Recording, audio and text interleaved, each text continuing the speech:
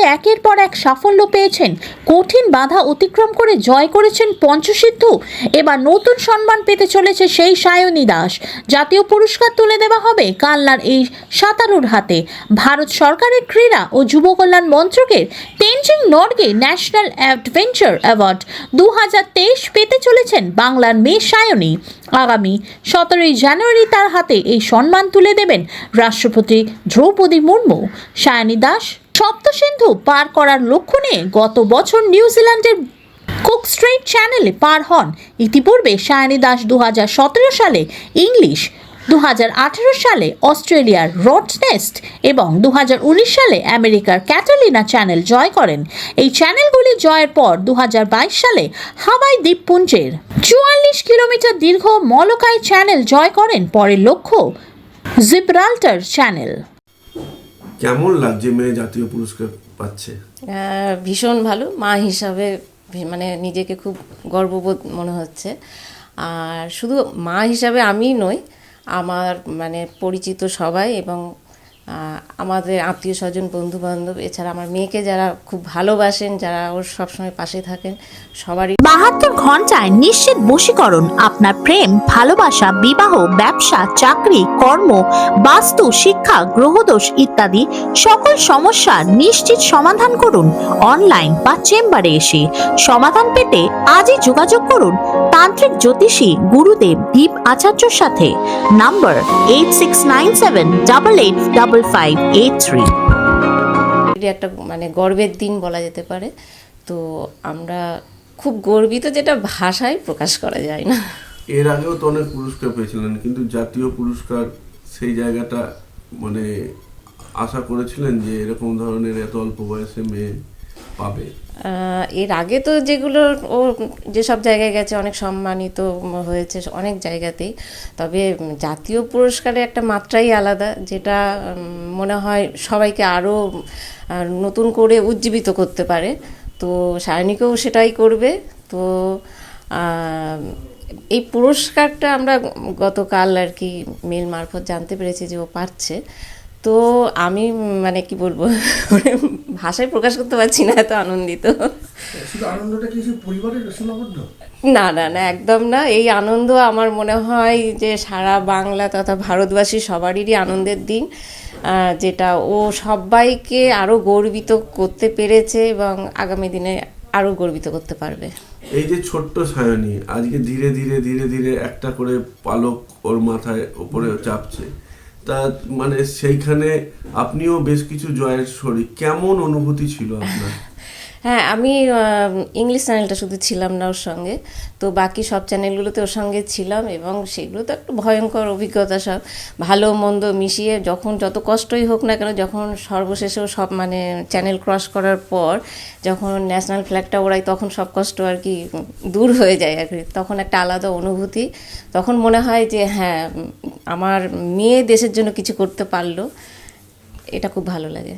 কত প্রতিবন্ধকতা, কত কিছু ছাপিয়ে আজকে এই যে পুরস্কার পাচ্ছে, এইখানে মানে আপনার অনুভূতিটা মানে কিরমভাবে আপনি ব্যক্ত করবেন? মানে এই সুইমিংয়ের জার্নিটা তো খুব ছোটোবেলা থেকেই শুরু হয়েছে। তো অনেক ভালো মন্দ, কষ্ট, অনেক আনন্দ সব কিছু মিলিয়ে আজকে যে ও অ্যাওয়ার্ডটা পাচ্ছে, তো আমার মনে হয় যে এটা কাটছি, কী বলবো বুঝতে পারছি না। কেটে দাও, একটু কেটে দাও। কী বলবো? আচ্ছা, আপনার নাম? রূপালী দাস। প্রথম এই সংবাদটা শোনার পর আপনার অনুভূতিটা? অবশ্যই ভালো লেগেছে। আর এরকম এই অ্যাওয়ার্ডটা আমার পরিচিত অনেক সুইমার ফ্রেন্ড যারা রয়েছে তারা পেয়েছেন, তো সেটাও কিছুটা আন্দাজ আগেই ছিল যে কীরকম হয় বা কী অনুভূতি হয়।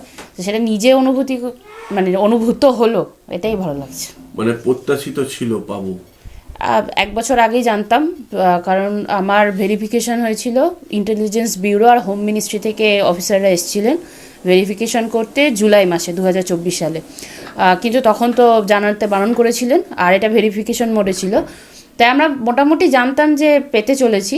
আর এটা কালকে আমার স্পোর্টস দপ্তর থেকে আমাকে মেল এসেছে সেখানে জানানো হয়েছে যে আমি আগামী 17ই জানুয়ারি রাষ্ট্রপতির হাত থেকে তেনজিং নোরগে ন্যাশনাল অ্যাওয়ার্ড পুরস্কার পাচ্ছি। আর এই তেনজিং নোরগে ন্যাশনাল অ্যাওয়ার্ড হচ্ছে ভারতবর্ষের হাইয়েস্ট অ্যাডভেঞ্চার স্পোর্টস অ্যাওয়ার্ড। এই যে অ্যাওয়ার্ড পাওয়াটাই তো শেষ কথা নয়, তো এই পেতে গেলে বা এর লক্ষ্যমাত্রা এগোতে গেলে কতটুকু কষ্ট সাধন করে আজকে এই জায়গায় পৌঁছতে হয়েছে, যদি ব্যাপারটা বলেন।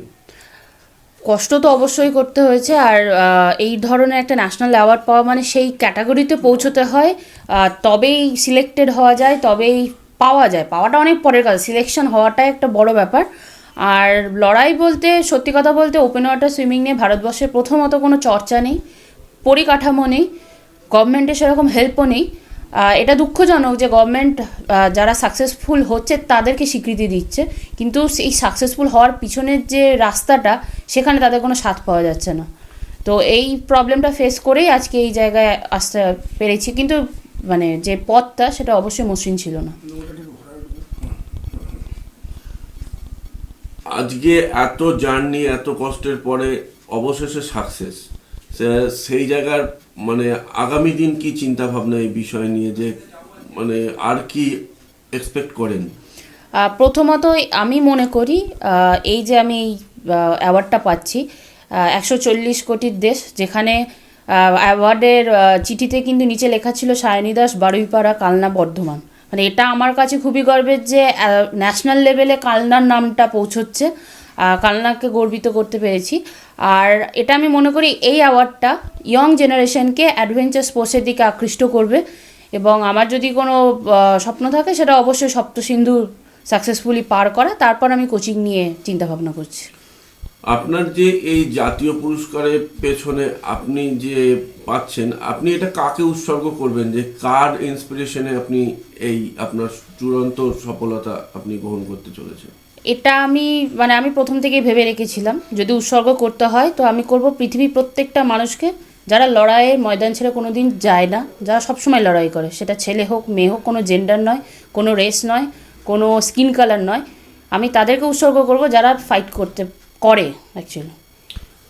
আপনি এই যে অ্যাওয়ার্ড পাওয়ার পরে আপনি মূলত মানে জাতীয় স্তরে আর কি ইনফ্রাস্ট্রাকচারের কথা চিন্তা করবেন, যে এগুলো পাওয়ার দরকার, না হলে একটা মানুষ এইভাবে এগিয়ে যেতে পারে না এই অ্যাডভেঞ্চারমূলক ব্যবস্থাপনায়?